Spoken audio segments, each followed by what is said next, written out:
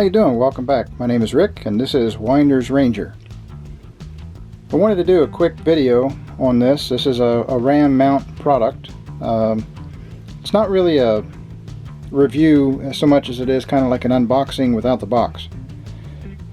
Just got it. It came in the mail today. I ordered it a few days ago.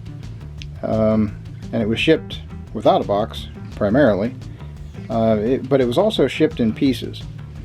And basically what this is a mount that has a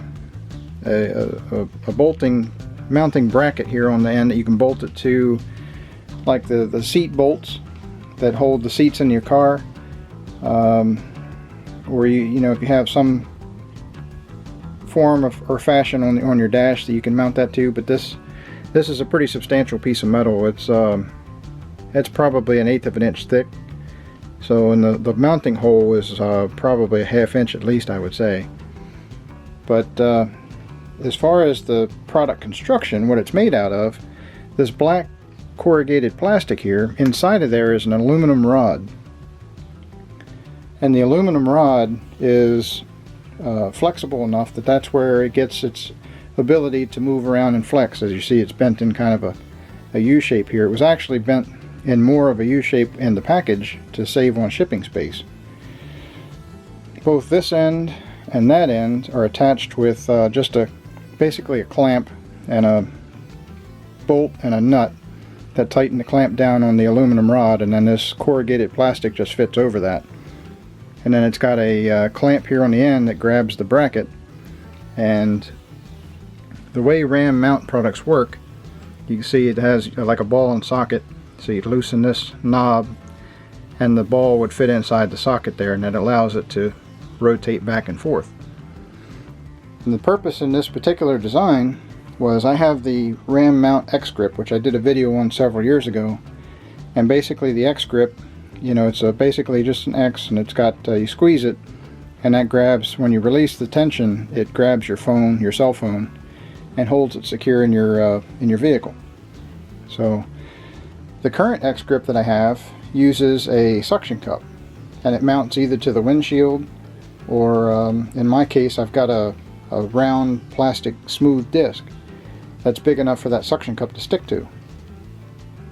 And the problem that I'm having is the suction cup's getting old and it's starting to lose its suction at the worst possible time. Usually when I'm driving down a road or on a bumpy road or around a turn, and the thing comes loose and the phone falls over, usually in my lap.